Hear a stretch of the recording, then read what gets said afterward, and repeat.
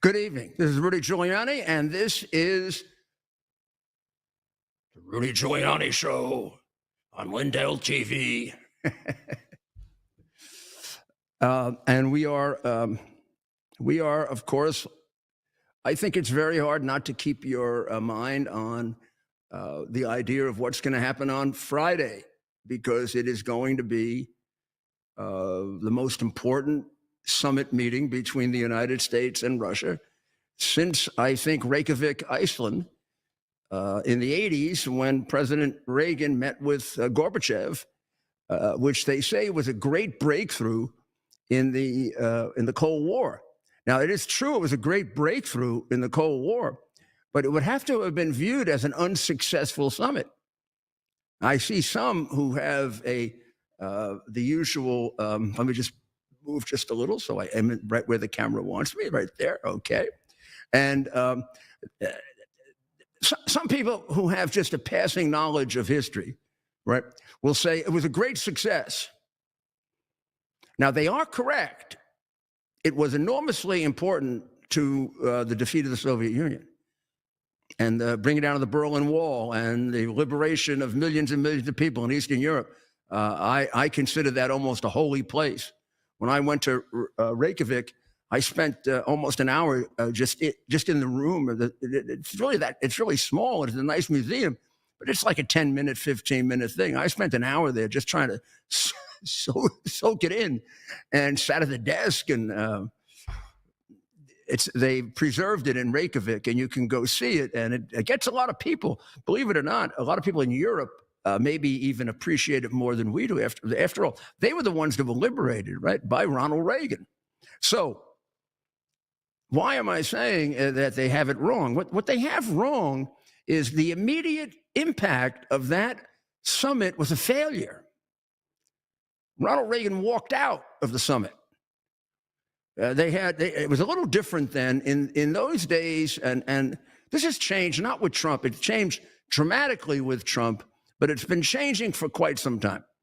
The old timers, and I'm going back now to the ones that I can't tell you about the Second World War. I assume this is true, but starting with Eisenhower, through Kennedy and Johnson and Nixon and whatever, presidents didn't go to summits unless they were completely orchestrated. Meaning the idea was not that presidents couldn't negotiate. I mean, my God, Eisenhower ran a war, the most complicated war in history. So no one is, or Nixon. Nixon was as smart a president as we ever had, whatever you think of, Watergate, and maybe we should re-examine Watergate sometime, given the way government operates, and we found out. But in any event, they would have the whole thing worked out. You're not going to put the big guy out there with a fear of failure. So the Secretary of State, and even before that at a lower level in the White House and the National Security Advisor, they work everything out first. Virtually all they really have to do at that summit is shake hands and say yes. And if they have problems, meaning the two principals, right, they'll work it out on the telephone before. But because they're not going to put either Khrushchev or Kennedy or Gorbachev or Reagan in a situation where there'll be a failure. There have been summits that were just meeting summits that turned out to be like the first meeting between Khrushchev and Kennedy. Khrushchev made a crucial mistake that caused a bit of what caused the Cuban Missile Crisis. He thought Kennedy was too young and too ill-informed and a bit of a Democrat weakling.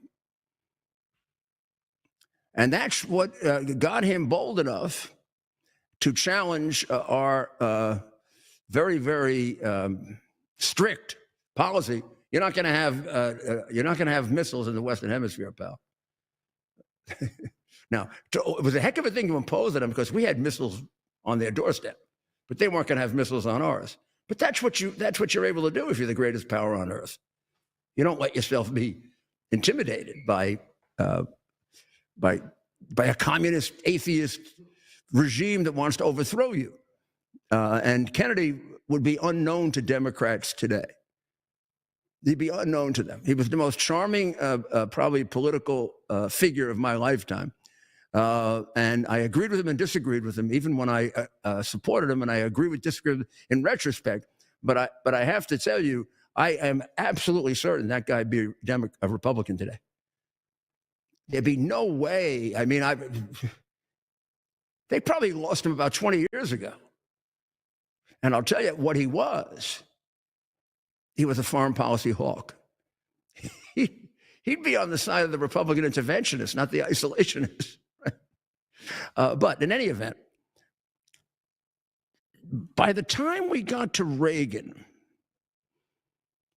like Trump, was a deal maker. Now, you don't know that about him because most people haven't read his biography carefully enough. He was, at the most crucial time in its history, the president of the Screen Actors Guild, at a time when they were being pursued for communist connections, both fair and unfair.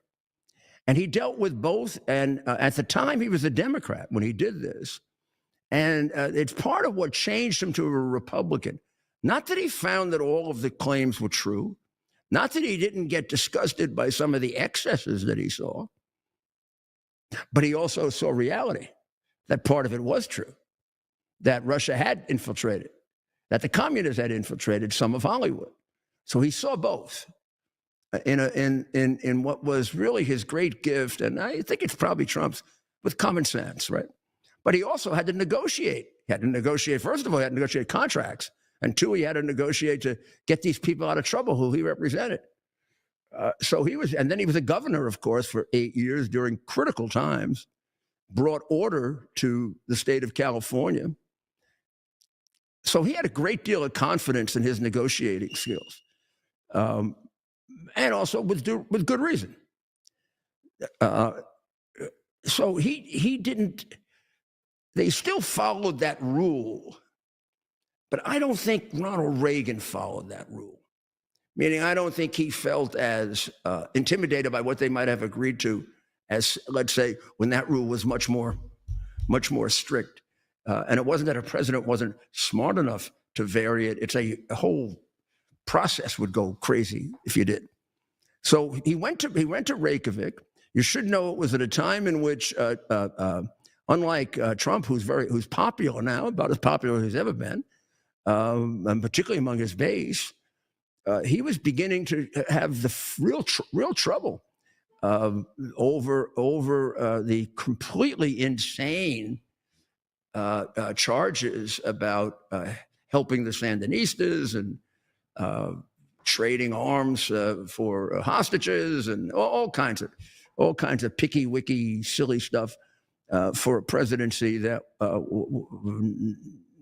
For a president that would rise above everybody around him into the stratosphere while they were mere human beings. No one really appreciated, except those of us who loved him, what a great man they were dealing with. They didn't understand it. They used to make fun of him. And I mean, the guy virtually readjusted the 20th century with his own hands. He took it from Roosevelt and he just readjusted it. It wasn't until Clinton and Obama that they kind of readjusted it back, and more Obama. And then, of course, we have Trump, who may, in due time, if not already, challenge Reagan. I don't know that you'll ever get agreement on whether Trump was a greater president than Reagan, or Reagan was a greater president than Trump. I don't even think us Republicans should argue about that. And how about Lincoln? Well, those are my three, and if you'd like to put in Jefferson and George Washington, I'll go with that. And then after that, I would say everybody's in number two.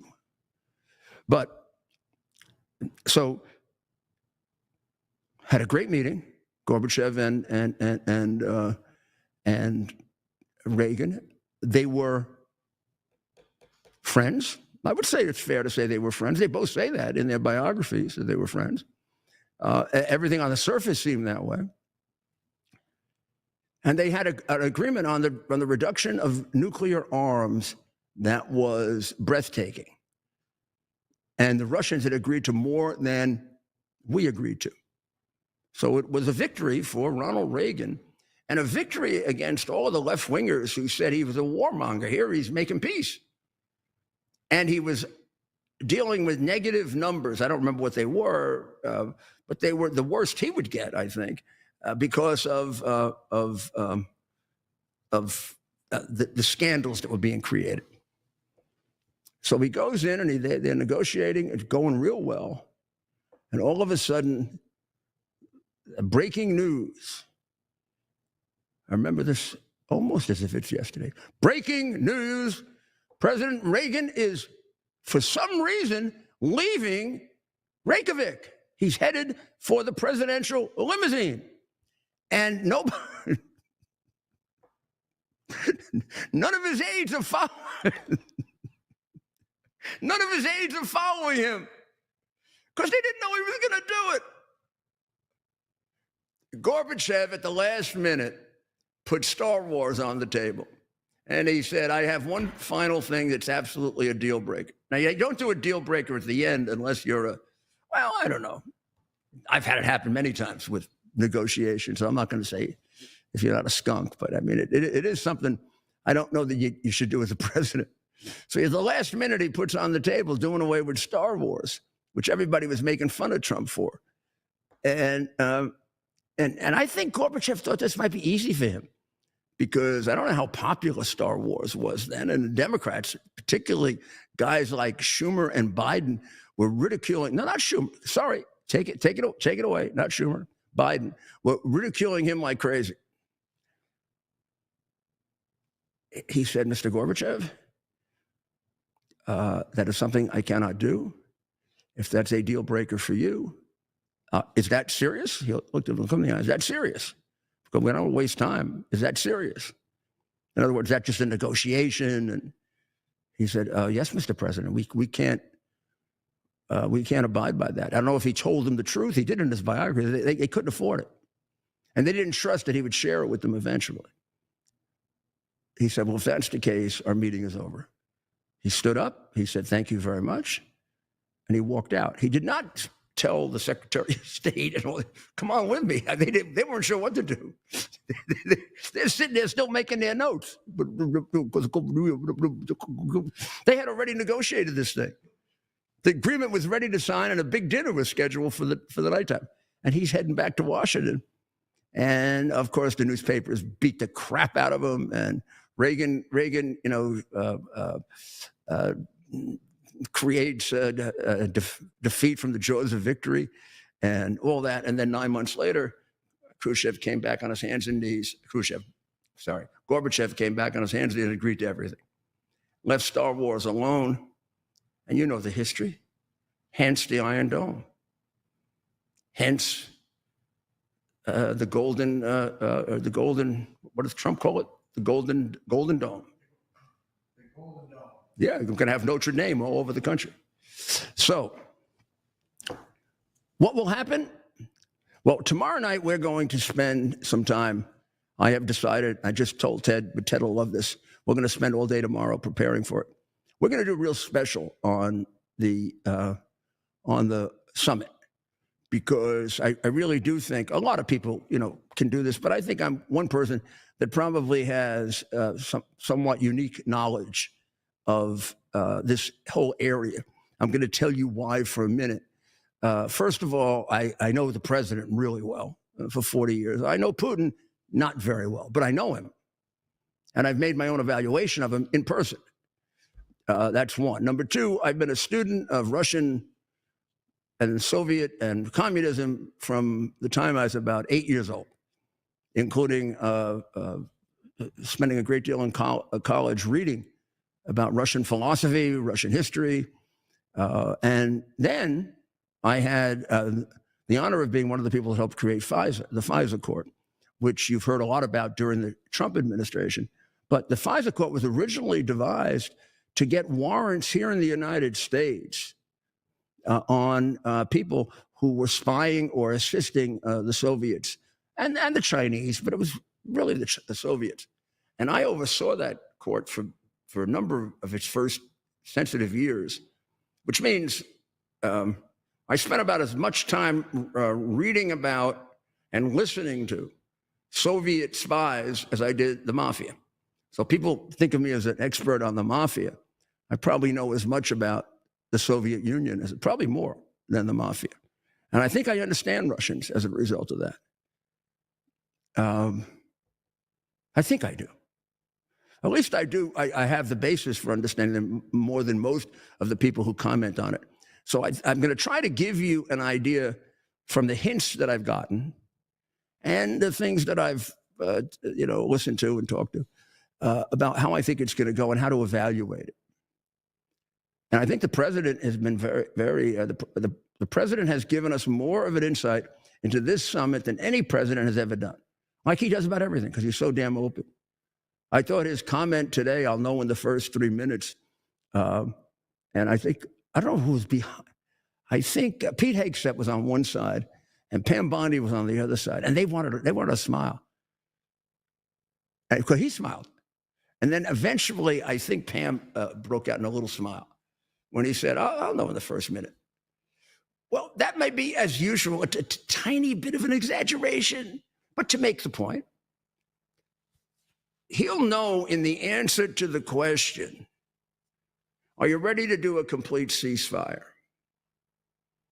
You're ready to stop killing people, Vladimir?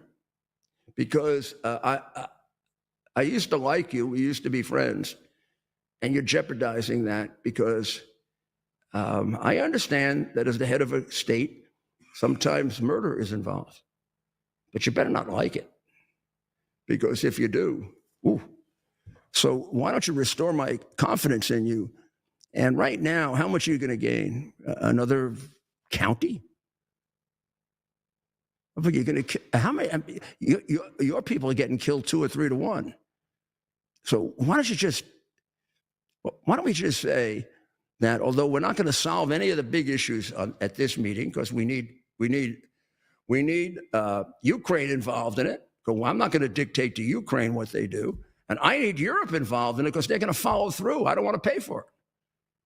So from my point of view, I need them in this meeting, but I want us to make sure we understand where we're going, because I agree with you. Our relationship is not just about Ukraine, it's about a whole world.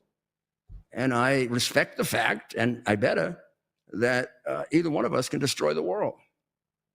So having said that, let's not waste a lot of time.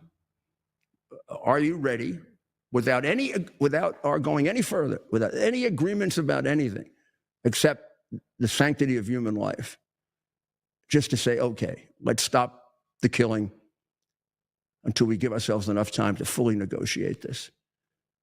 So let's say we can put a time on it, 2 months, 3 months, and give ourselves 2 to 3 months to negotiate a full and complete and absolute ironclad peace agreement where Russia and Ukraine can go on and be the great nations they should be. If he says no to that, he's going to say no to everything.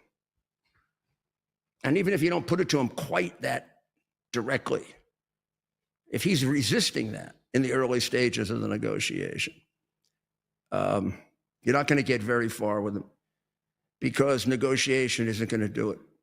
Banging him around, he hasn't been, let's put it this way, maybe I'll find a nicer way to say this by tomorrow night if we do it, as a podcast or for the record, but he's got to get banged around a little more.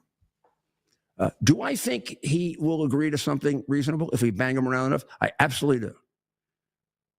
I think Putin, what I know of Putin, both personally, which is, again, limited, but from a great deal of study of him,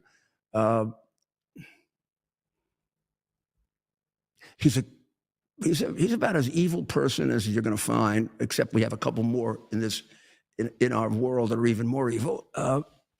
But he is completely rational. I shouldn't say completely.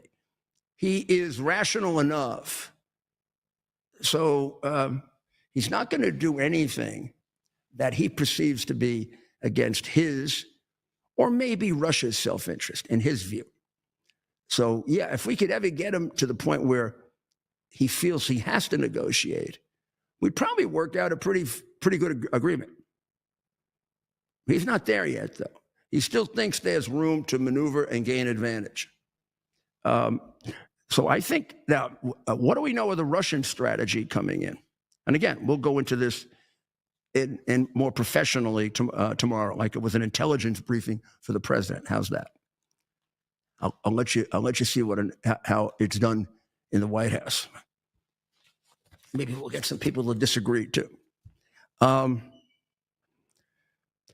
Russia wants out of this maximum case, right? They want to keep what they seized. They want to get that, not all of what they really wanted was all of Ukraine. They're not asking for that. But they are trying to create the groundwork so they can do that over the next 3 or 4 or 5 years and make it easier on themselves to do it. So watch that in their plan. What they want out of this is to keep the 4 oblasts that they took, and of course Crimea, and then they want the 20% more of 3 of them that they haven't taken. They want Ukraine to give that to them so they get a complete province, complete state, complete oblast. So that's the territorial part. They do not want to give territory back. This is their position coming in. I think that's negotiable. And to determine whether to continue or not, Trump has to ascertain, even if he doesn't get a concession on that, all right, if we do waste time on future negotiation, is that something at least you're willing to consider, Vladimir? If the answer to that is no, then you got to triple the sanctions, because then you're not getting anywhere. Now, they're going to want formal recognition of their conquests, of the Donetsk, Luhansk, Crimea, where even now I don't know that there's a universal, in any way, universal recognition of their occupation. It's considered an occupation, and in fact, they're not entitled to recognition of it. They seized it illegally. What they've done is a complete abomination of the laws of war, international law. Any future attempt to enforce international law against anybody else is kind of suspect, since Russia has violated more than any country you can think of. Everything they took illegally, going back to well, certainly going back to 14 under Obama. Their actions in 07 under Bush, or 08 under Bush, were a little, although terribly brutal, were probably a little bit more justifiable and maybe outside the scope of international law, because it was mostly within Russia. And there was a definite threat of Islamic terrorism that they were dealing with it. They may have dealt with it with an overreaction, but I don't know that we'd have to go back to that. So they want the formal recognition by the U.S. and Ukraine and the world of the Donetsk and Luhansk Oblasts as Russian territory, and freezing the current lines. The experts think that's really their demand, that the give us the extra territory is a negotiating plus. You always put something in if you're a good negotiator, and Putin surely is. Don't underestimate him. And I think everybody knows that. If you get that one, you haven't really out-negotiated him. Just like, we'll talk about what Trump has to do the same thing. Now, what does Zelensky want? Well, Zelensky's got to deal with the realities of life, right?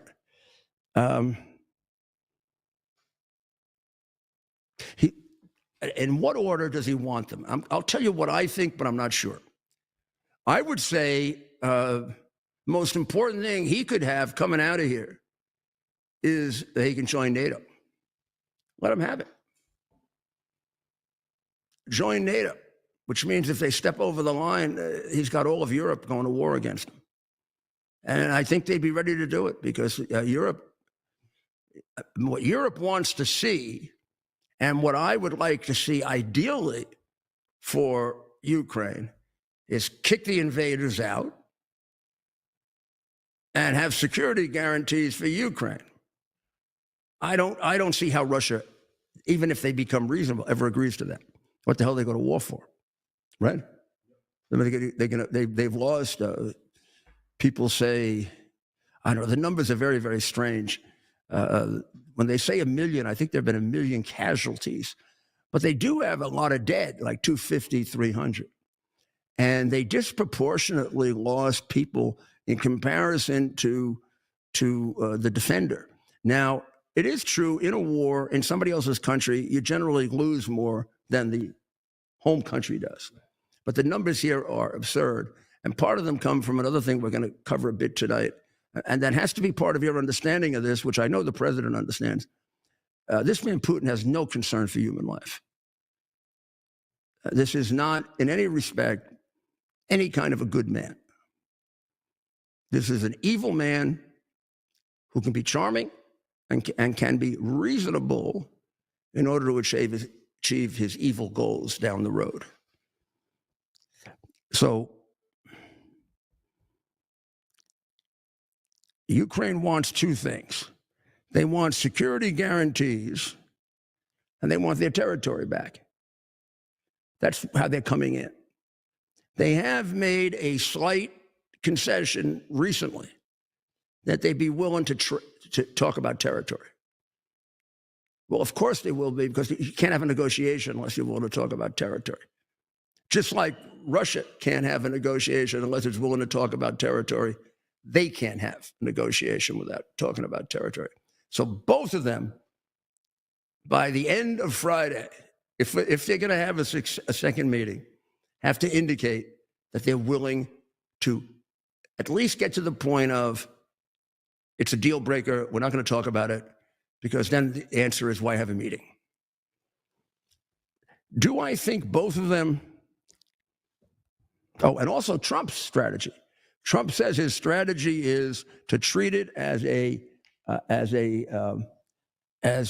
listening exercise, a learning experience, to really assess where they really are, which, by the way, that's probably the most critical thing you have to do, because these people are posturing and they're seeking leverage, and you got to separate where's the negotiating point. And right now it's not obvious, because they're both retreating back into their most extreme position. And that is what usually happens when the other side isn't giving very much. Now you say, well, Russia, of course, is the worst, and that's true. But Ukraine is tough here too. I mean, Ukraine keeps retreating into, you can't have any of our territory.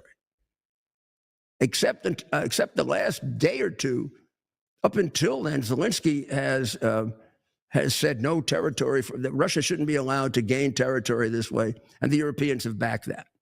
He's indicated no willingness to trade territory. So they're both in that position. Now, should he remain in that position as long as Russia is in that position? No. He can, without giving away anything, he can certainly sound like the more reasonable, and he does right now, by saying, yeah, if they consider it, that's something I'd consider. He hasn't given away anything by doing that. And really, he's not going to get peace unless he gives away a little territory.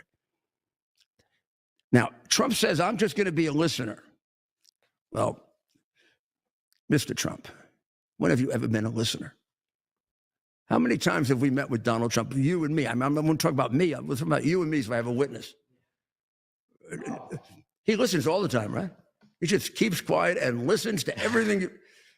There is no way that 5 minutes into this guy doesn't take over, and Putin will not know what hit him. Now, I don't know what he has up his sleeve, but this is going to be part of the deal times 50. They're going to be like Houdini.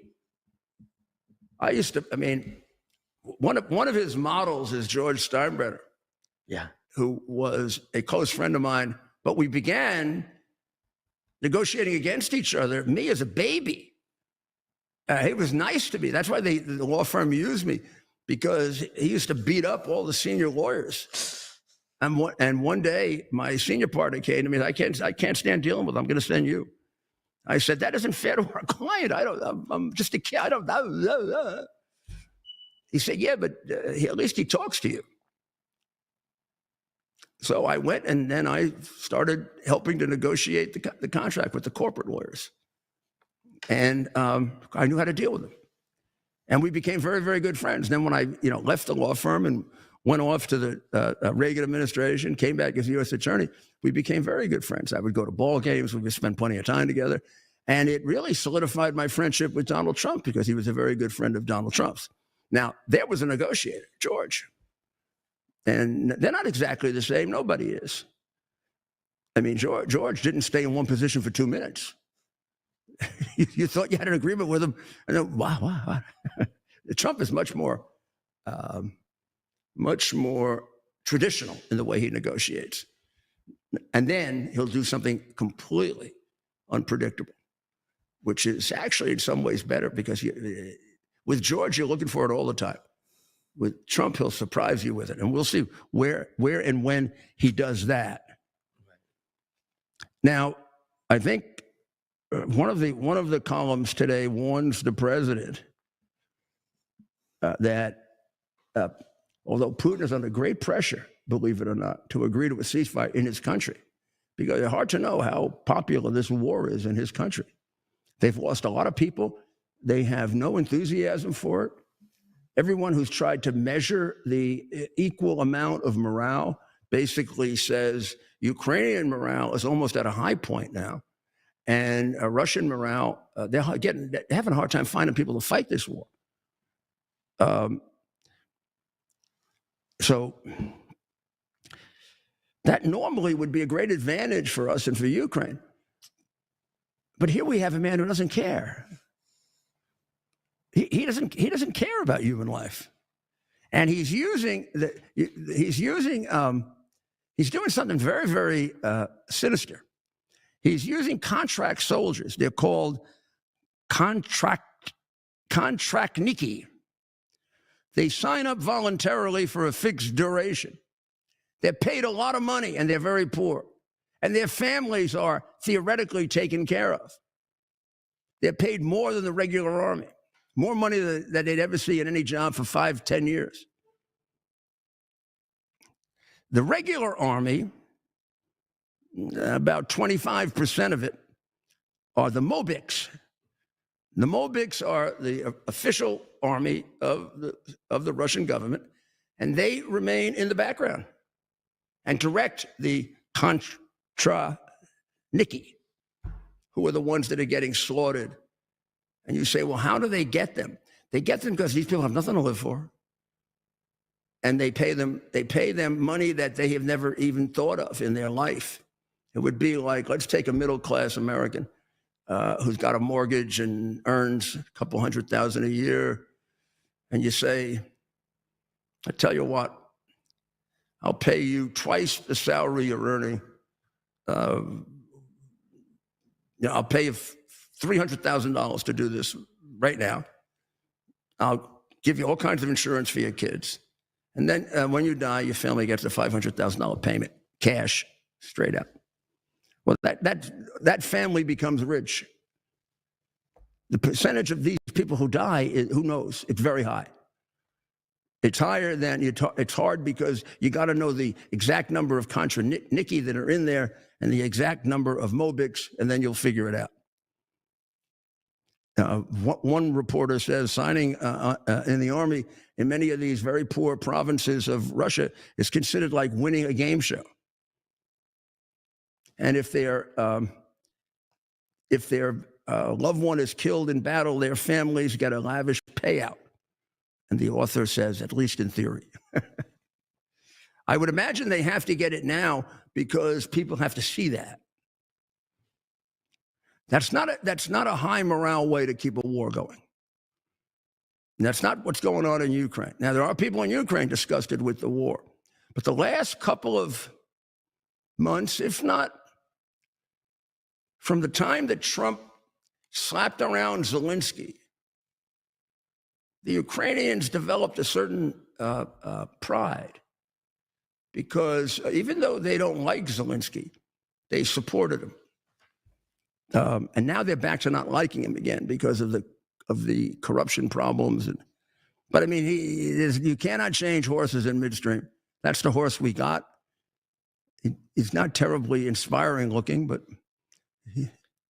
not that he, people say he's short. Well, Napoleon was short, but gosh almighty, Napoleon almost conquered the world.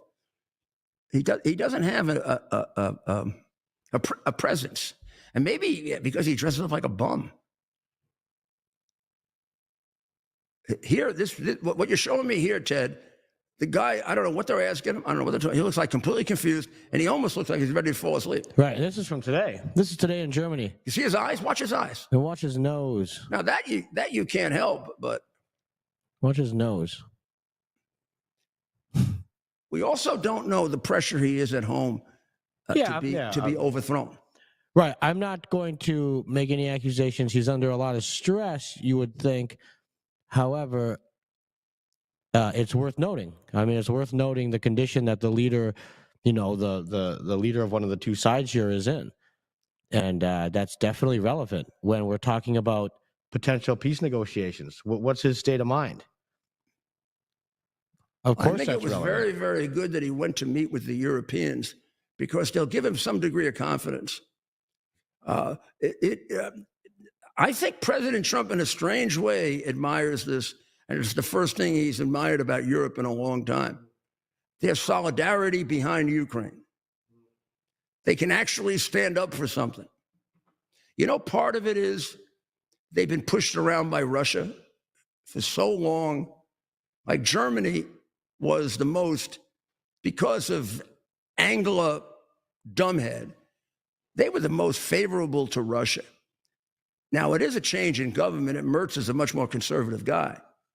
But still, it isn't just Merz. It's the entire country now has become very anti-Russia. They've cut off their oil purchases from Russia, hurt them to do it, but they did it.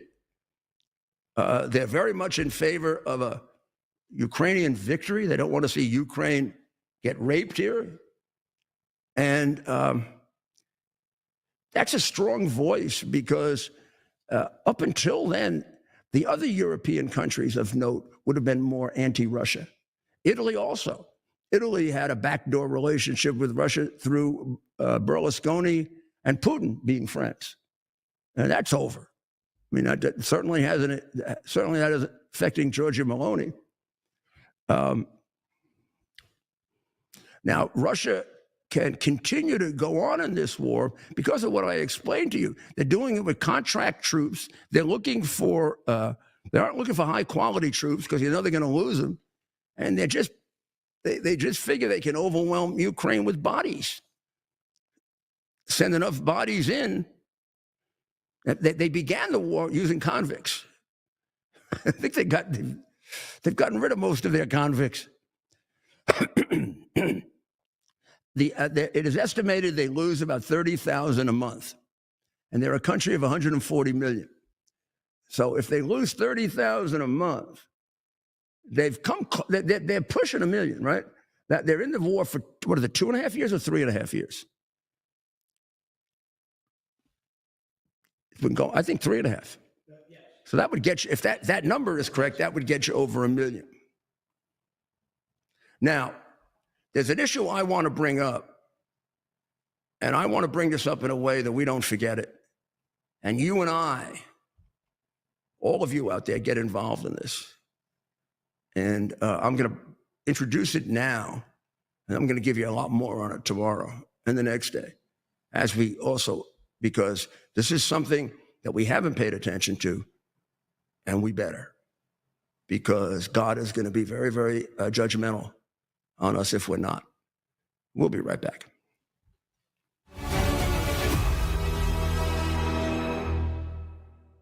Whether it's being a weekend warrior or spending time with your family, feeling your best is the key to doing the things you love. That's why I'm excited to tell you about Nirvanta. It's a natural solution designed to help you stay active and live well naturally. Nirvanta is a topical blend of all natural essential oils like frankincense, myrrh, and a proprietary gold standard plant stock extract. It's perfect for your hands, feet, knees, back, or anywhere else that needs a little extra care. Use Nirvanta proactively as part of your daily maintenance routine, and you're guaranteed you're going to feel the difference. Simply massage Nirvanta in for at least 60 seconds, 2 to 3 times a day to get the best results. And if you're not completely satisfied, you get your money back. No questions asked. There's simply no risk and no reason not to try Nirvanta today. Right now, you get 15% off with code Lindell exclusively at NirvantaHealth.com.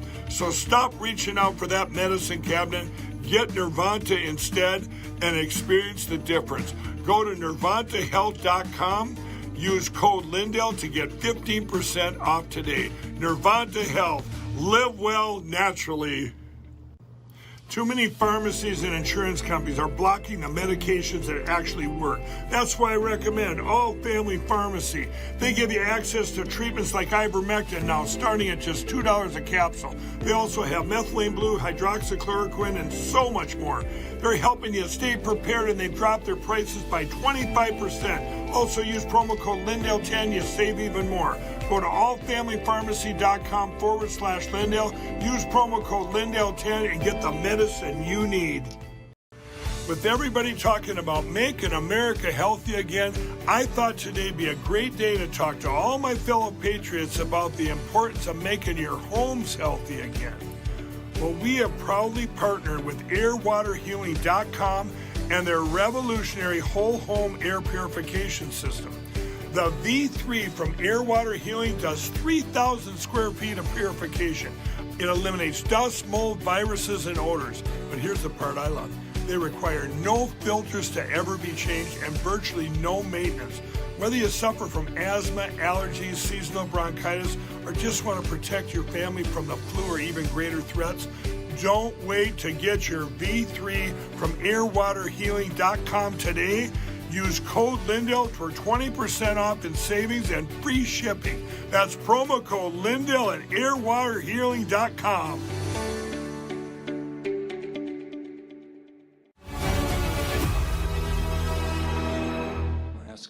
Yeah. Do you believe you can convince him to stop targeting civilians in Ukraine?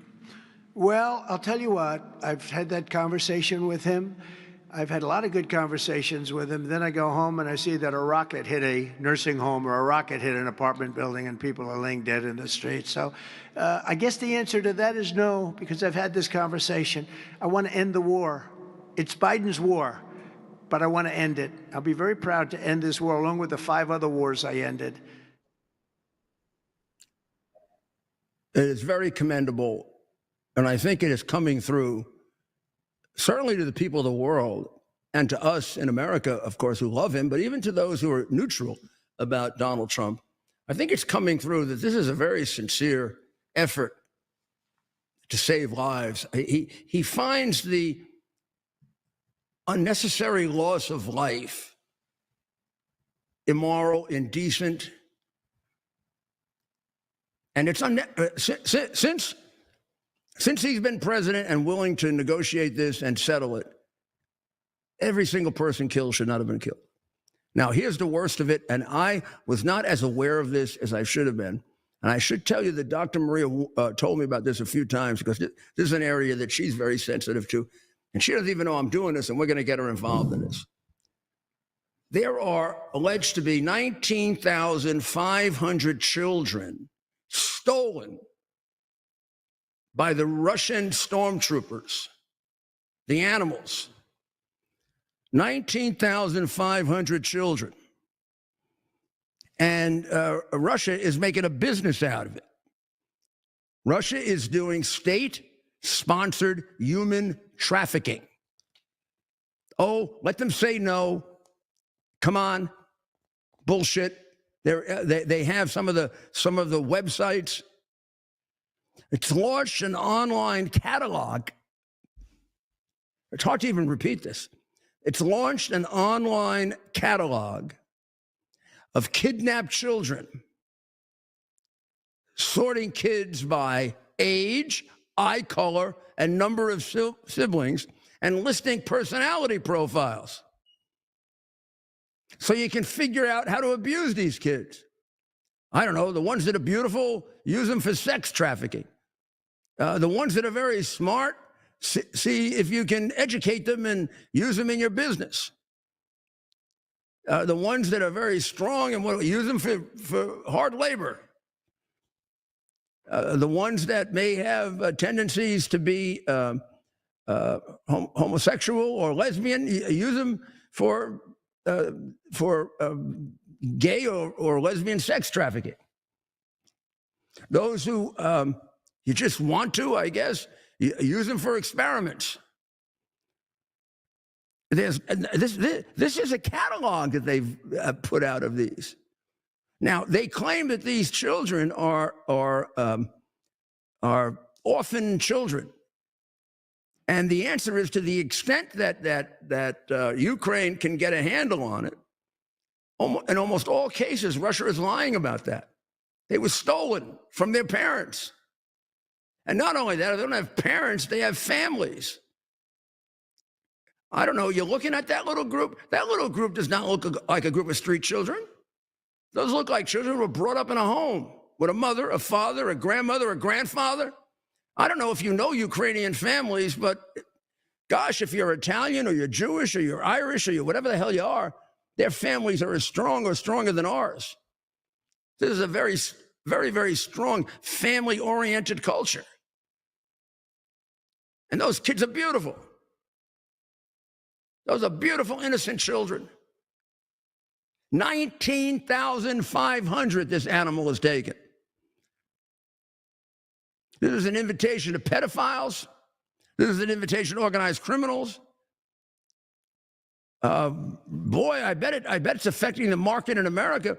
Due to Biden, we've become the biggest human trafficking organization or place in the world. America the beautiful used to be known as the place of greatest freedom. Now we're the place where you can get children and abuse them the most because of Biden and the Democrats. And you don't think there's a connection when the Democrats in California reduce the penalties for pedophilia? Sick bastards. This has got to be on the agenda right away. Man, would it change things? I think this would crack through the unfair coverage of all this and put Russia on the defensive where it should be. President Trump should demand the return of the accounting for and return of the 19,500 children, no matter what. No conditions, nothing in return. Just do it, Vladimir, because if you don't do it, you sure as hell are going to go to hell.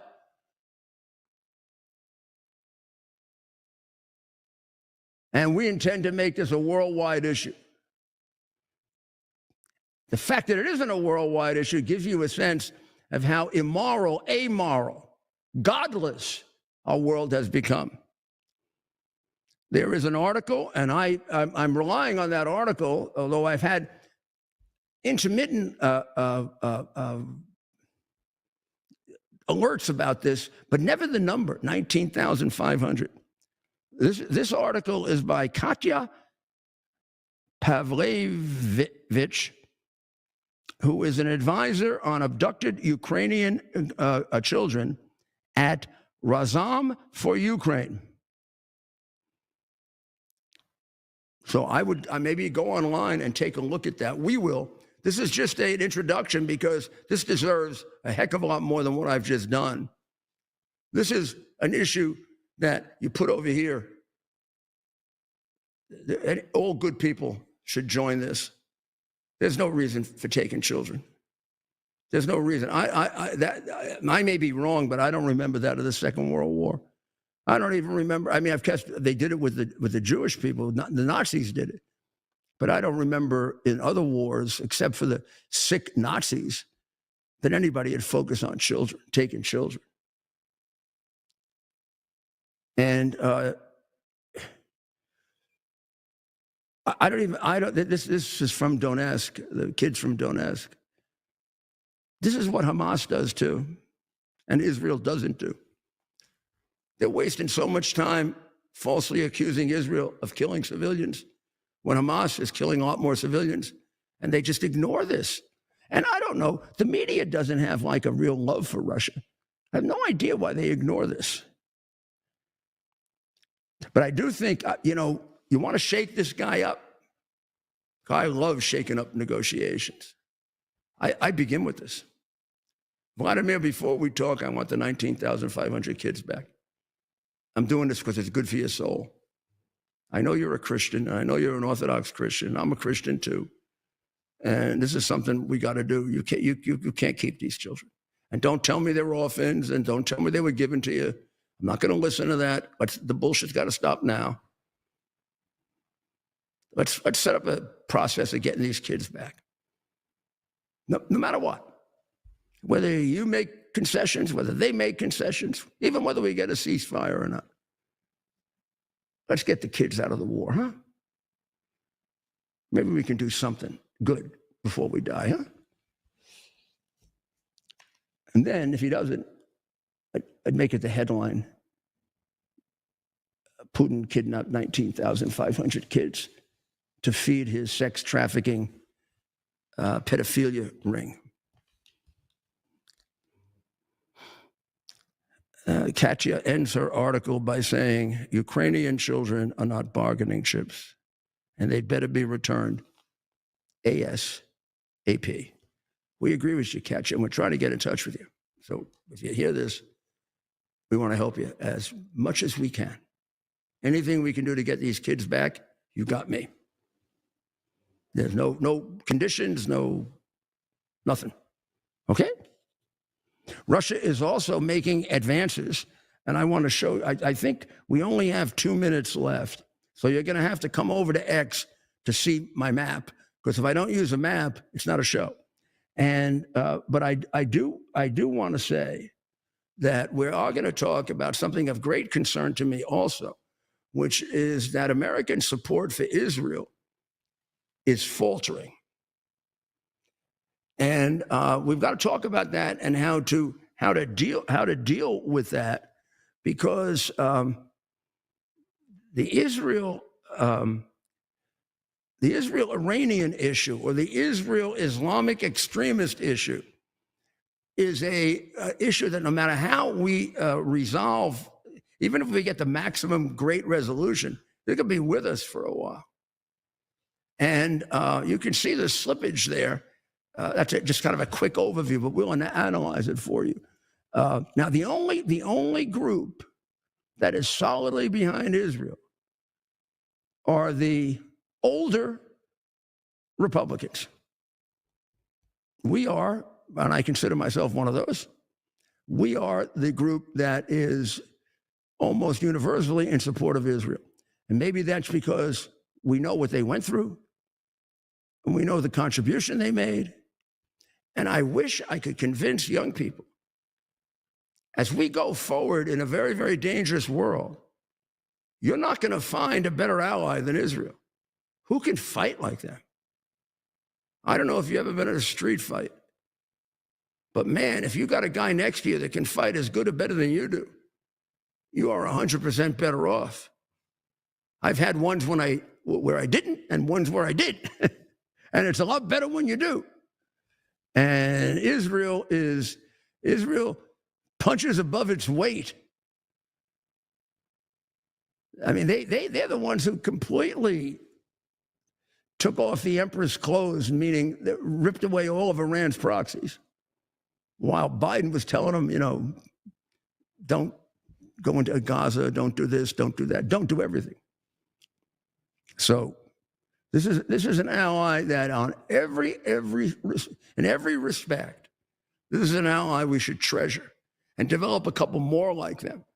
Let's say to Japan, we want you to be like Israel. They're capable of it. They're great warriors. They're great people. Britain can get back to this if they can get their communist governments out of the way. Canada and Australia used to be fabulous members of NATO. Now they want the Palestinian state so we can have another terrorist state because they have communists running them. New Zealand will be right in there. I mean, New Zealand is more left-wing than Australia. Well, go over to X. We're going to continue this analysis, and we got a couple of other things to deal with that are really, really important. A shocking revelation about Chuck E. Schumer, how he's been lying all his life, which may give you an indication of why he's such a big skunk. And again, we'll get a little deeper into this Israeli thing. So go over to X tomorrow night, back here on LindellTV, then X. Now, tonight is Wednesday, correct, Ted? So you know at 9 o'clock, you get rid of me and you go over back to LindellTV, all of you are here, and you see the great Dr. Maria, who's going to have a terrific show tonight. So, God bless America.